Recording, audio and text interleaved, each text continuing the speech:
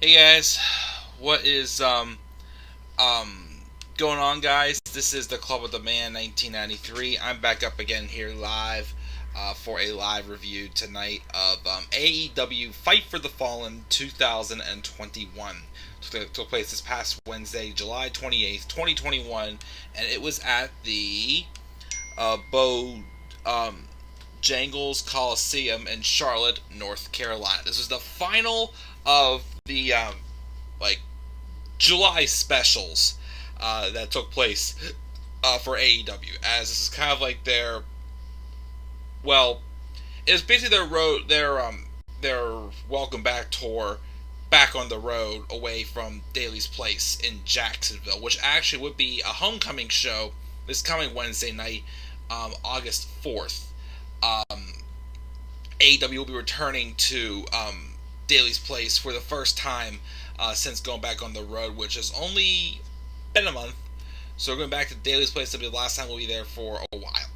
Um, and then, of course, the following week, AEW comes here to Pittsburgh, and I am going to Dynamite. I'm not going to Rampage. I am going though to Dynamite on Wednesday, August the 11th. So I am looking forward to that for sure. I'm going with my friends Joe Miller and Daniel Gaza. So I'm going to talk about a Fight for the Fallen, try to get the SmackDown, and try to get caught up. Like I said, guys, just super duper busy week. Y'all know this whole spew. So I'm going to talk about Fight for the Fallen.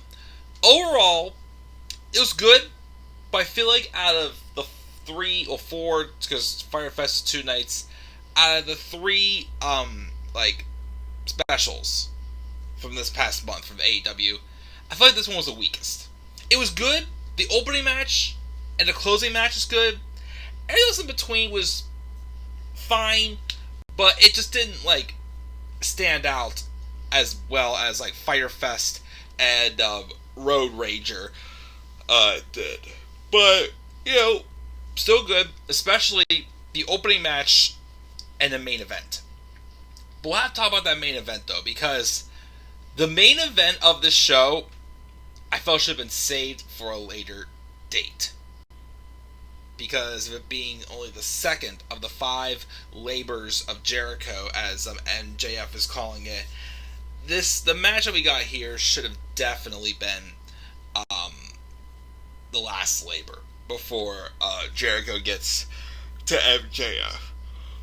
But we'll talk about the show, and then we'll take a quick breather, and then talk about SmackDown, and go from there.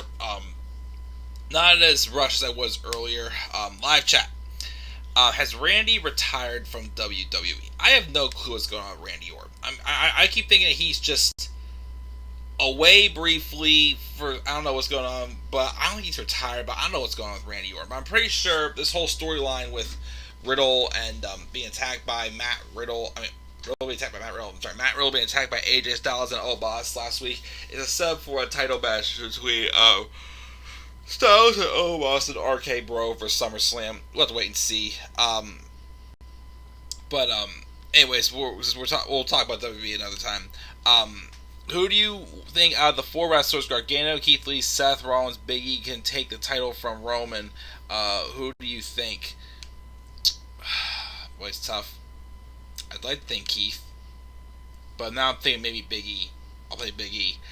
It's rumored that he wants to call Johnny to go him up to the main roster and have him feud with Roman Reigns for Universal Championship. Interesting. What's up, Tyler? And again, I have no clue what's going on with Randy Orton. But we'll talk about Orton another time because that's WWE. This is AEW. So like I said, Fight for the Fallen was good. But like I said, out of the 3 specials from this past month, this was definitely the weakest one on the card. Even though an excellent main event, which was something else, and a great opener. Let's talk about that first. Start off with. We opened up with this 10-man tag team elimination match. It was the Elite, which featured the world champion Kenny Omega, the Young Bucks, and the Good Brothers, taking on Hangman Adam Page and Dark Order's Evil Uno, Stu Grayson, John Silver, and Alex Reynolds. Excellent match for sure, and the stipulation was if Hangman Adam Page and the Dark Order won, then the Dark Order would get a shot at the AEW World Tag Titles, and Adam Page would get a shot at Kenny Omega for the AEW World Championship. Again, it was an excellent match. I can't remember the order of the eliminations that happened, but I think it came down to Kenny and Hangman, I think. And Kenny Omega won. He beat Hangman Adam Page, so that means no title shot for Hangman Adam Page, no tag title shot for the Dark Order.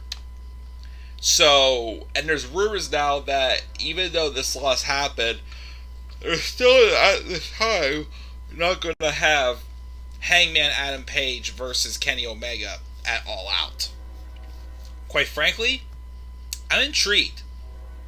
I don't know who it's going to be. I know a lot of you with the rumors want it to be CM Punk. I get it, it's in Chicago. But like I said in my, I think I said this in my video about Daniel Bryan and CM Punk rumored to become the AEW. One, I'm not going to believe Punk's in the AEW until I see it. And two, you really going to bring CM Punk back after a 7-year absence from pro wrestling, and 2 weeks later, or however long it is, immediately throw him into a title match with Kenny Omega?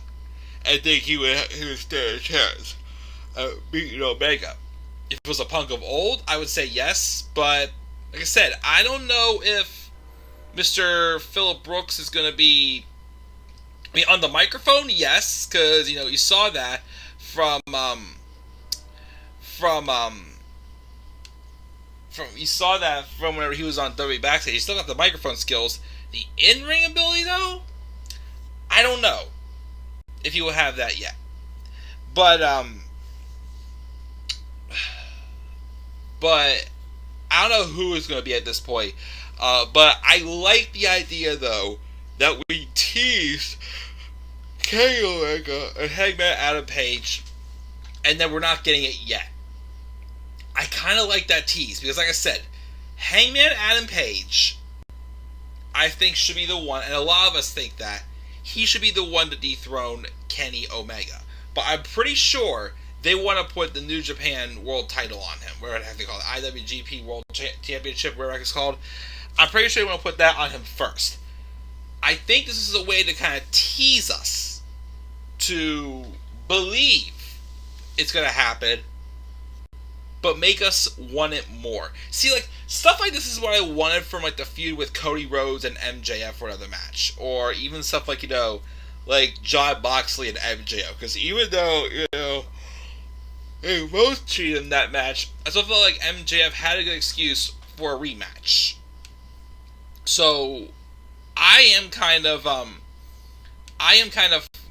glad they went this route. It's something different. That way, when Hangman does finally get a shot, it's really going to mean a lot. It's going to be a lot less predictable, and I think it's going to be very much more intriguing, I think. So, I'm cool with them losing here. Because, to me, it leads to a more intriguing story as to how Hangman will get this title shot. We'll have to wait and see, though. That opened up the show. Andrade El Idolo approaches Pac, noting that how he treated Penta El Zero Miedo and Rey Fenix to a limo, but they got lost or something like that. So he probably purposely had Rey Fenix and Penta El Zero Miedo just redirected and not be able to be there for the show. We also have a Taz celebrating Ricky Starks for becoming the new AEW World Champion, and they start shooting hard on Brian Cage, but then Brian came out and takes out the band himself, and then Starks escapes the ring, though, in fear, as we're probably going to get a rematch at some point between them. Hiroshi Tanahashi challenges the winner of tonight's IWGP United States Championship match, which was between Lance Archer and Hikuelo, and Archer actually won that match to retain the IWGP United States Championship in that match. So he's going to be facing Hiroshi Tanahashi sometime down the line, whatever that is. FTR also took on Santana and Ortiz. Solid match between them. They won by pinfall. I think Sammy Guevara got involved to get Tully Blanchard away from the ring, I guess. Dr. Britt Baker gives us a scathing promo also on the AEW Women's Division. Basically, it was that promo that, like, you ever have this... It's kind of like what happened with Samoa Joe in 2019, I want to say, I think it was. Whenever they had Samoa Joe kind of, like, randomly turn face and help Roman Reigns. But then the next week, he beat Sami Zayn and then basically cut a promo basically like, yeah, I may have been nice that time, but that's not how it's going to stay. That's what basically it was for Britt Baker here, because in her feud with Nyla Rose, they basically made Britt out, obviously, to be the face. Because Nyla Rose, okay, she's never going to be a babyface. She's great as a heel, but she's just never going to be a babyface. So it's basically Britt basically saying, like, yeah, I was the heel face in that feud, but now I'm back to being a heel, so boo me, basically. Boo me, bitches, because this is DMD. So we got that promo from her. Darby Allin says he wants to prove himself against the best in the world at AEW Rampage on August 20th in Chicago, which is giving a lot of people inklings that could be when CM Punk returns, if he comes back. I keep saying, I don't want to believe it unless I see it. I want to believe it's going to happen, but I'm not getting my hopes up. I got my hopes up several times back in 2014 when I thought he should have returned. He did not. After I think it was a Payback, I think it was. I'm like, I don't believe it's going to happen, so I gave up on it. We also have a brawl backstage with Malachi Black and Cody Rhodes. They'll face off on next week's episode of Dynamite. Miro says how no one could take the AEW TNT title from him, and the championship made by God or whatnot, as he has a new design on it. Christian Cage and Jurassic Express defeated Angelico and Private Party by pinfall, only to be attacked by the Blade after the match. Okay. Thunder Rosa, who is officially signed full-time to AEW now. Excellent. She took on Julia Hart and won by pinfall. I don't know yet if they will do Britt Baker and Thunder Rosa at All Out. They've had matches at AEW Beach Break and the St. Patrick's special, the unsanctioned match. But I don't know. Like, I want to see Britt have a longer reign with the championship. If there is someone I feel like that should be dethroning her, possibly, it should be Thunder Rosa based off their history. So I would say maybe wait on that. I believe we're having a match with Layla Hirsch, though, and Ty Conchi, and the winner's going to get a shot at Britt Baker. But I don't think they're going to do that on pay-per-view. They could, but I don't think they will. Like I said, I think Thunder Rosa should be saved for later, because she should be the one to dethrone Britt, but I want Britt to get a good reign, though, as women's champion. John Moxley's frustration with Hiroshi Tanahashi, and then we have the main event. It's basically a no-rules death match between Chris Jericho and Nick Gage, who's apparently the king of death matches. Never heard of Nick Gage until this match, but boy, oh boy, was this violent. It was brutal. We had, weapons being used, such as like a pizza cutter was used to carve on Chris Jericho. Just all sorts of weapons, was used in this match. It was brutal. It definitely, to me, contended with the likes of like the unsanctioned match. The lights out match with John Moxley and Kenny Omega, which is still, to me, is the best unsanctioned match I've seen personally in my time live. Credit where credit's due. Also do like Johnny Gargano and Tommaso Ciampa. Also with Triple H and Shawn Michaels. But man, this was brutal. It was very brutal. And then Jericho won. And afterwards, MJF tells him the next third labor he has to hit a move off the top rope to beat his next opponent, Juventud Guerrero, whoever he is. Don't know much about him, but people seem pretty excited for him. My thing, though, is let me be real here and say this.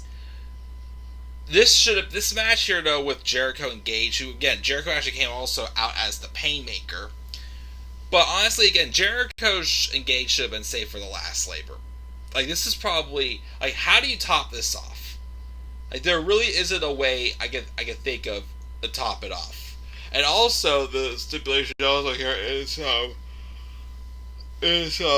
no members of the inner circle are allowed at ringside to help Jericho in any of his matches, or else the deal's off. So I don't know what's going to happen after the third layer. But like I said, this is going to be tough to top off. That's why, again, I probably a lot of people are saying this too. I would have rather have had this be the last one before Jericho faces MJF at All Out.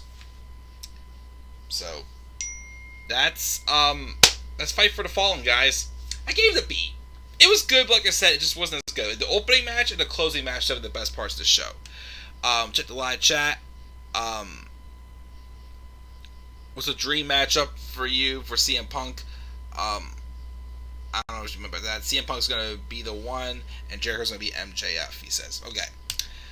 So I'm going to take a quick breather, guys. Come back up here, review SmackDown. I still have, what's it called? I still have, what's it called? That's my train of thought, sorry. I still have to do a video on Bray Wyatt's release. Probably save that for tomorrow. And of course, a turn alert for Sasha Banks. Probably save that for tomorrow as well. But as long as I get these two reviews tonight, I'll feel in a much better position. So guys, again, that's Fight for the Fallen. What are your thoughts, guys? Leave your thoughts down in the comment section below. Slap a like on the video and subscribe for more content on my channel. Follow me on Twitter at TheManAirboy93. I'm checking out, guys. I'll see you guys in a bit for my SmackDown review. Peace out, everybody.